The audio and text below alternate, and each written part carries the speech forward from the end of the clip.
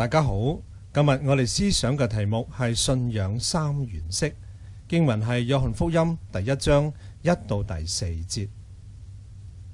約翰一書全卷書圍繞住3個嘅主題，我稱之為信仰嘅三原色。呢3個係基督徒應該有嘅信仰嘅特質，就係義、愛同埋信。談論到義嘅時候，有3個嘅段落，分別係離罪嘅呼籲、拒罪嘅原因，最後就係勝罪嘅權柄。講論到愛嘅時候，同樣都係3個嘅段落。第一就係愛嘅命令、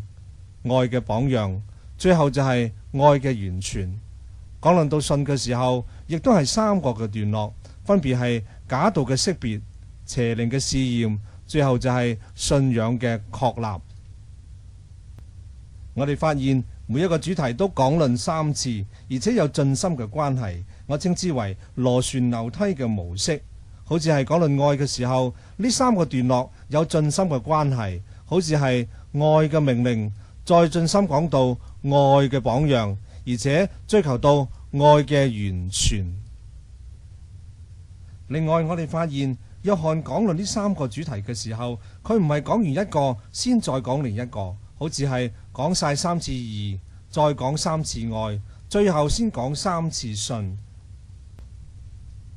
約翰那係選擇夾雜咁樣去講，好似係講完義之後再講愛，講完愛又轉到信呢個題目上高。約翰點解唔選擇講完一個主題先講另一個主題呢？咁樣唔係更加清楚嗎？其實呢種嘅夾雜係要帶出義愛信係唔能夠獨立存在，係唔能夠分割嘅。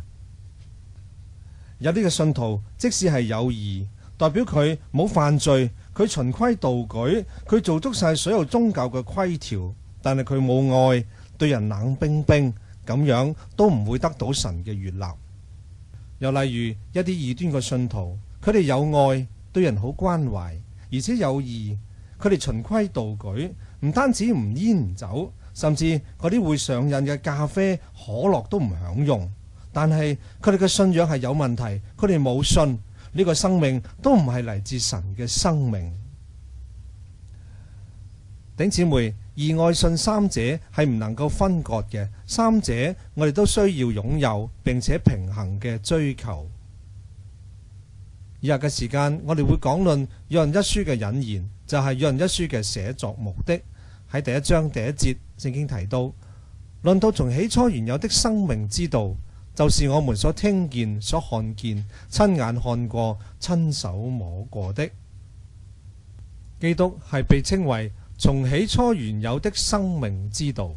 佢係太初嘅神，佢超越時間空間，但係佢願意進入人類歷史當中，讓人能夠聽見、看見、親眼看過，甚至係親手摸過。意思就係呢位太初嘅神係願意與人相交，人能夠經驗得到。弟兄姊妹，我哋每個信徒都能夠同基督呢位生命之道相交。正如第3節嘅下半節話，我們乃是與父並他兒子耶穌基督相交的。而且我哋將到同基督相交嘅領受，同其他弟兄姊妹彼此去分享嘅時候，就能夠豐富我哋對基督嗰種嘅認知。正如第3節上半節話，我們將所看見、所聽見的傳給你們，使你們與我們相交。弟兄姊妹，乜嘢叫做真正嘅屬靈嘅相交 fellowship 呢？就係我哋先同基督相交，將到我哋同基督相交嘅領受，彼此去分享嘅時候，就係弟兄姊妹之間嗰種屬靈嘅相交生活。呢種屬靈相交嘅生活係使到信徒有真正靈裡嘅喜樂滿足。喺第4節聖經話，我們將這些話寫給你們，使你們的喜樂充足。但係我哋發現今日唔少信徒嘅所謂相交生活，只係流於社交嘅層面，喺 Facebook 俾個 like 你，或者喺 Facebook 鋪下食嘢相，同人交流美食心得，做下食評。但係約翰所指嘅真正屬靈相交生活，係指到我哋先同主去相交，去發掘主嘅豐富，再將到主嘅豐富同其他信徒去分享嘅時候，呢種相交嘅生活先會充實，先會帶嚟真正嘅喜樂滿足。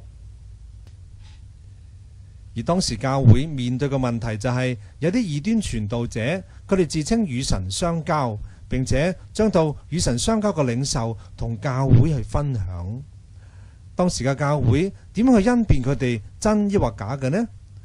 約翰就教導佢哋，一個真正與神相交嘅人，佢哋嘅生命必定有義、愛、信呢三者嘅特色。弟兄姊妹，今日如果我哋真係與神相交嘅時候，喺我哋生命當中到底有冇義、愛同埋信呢？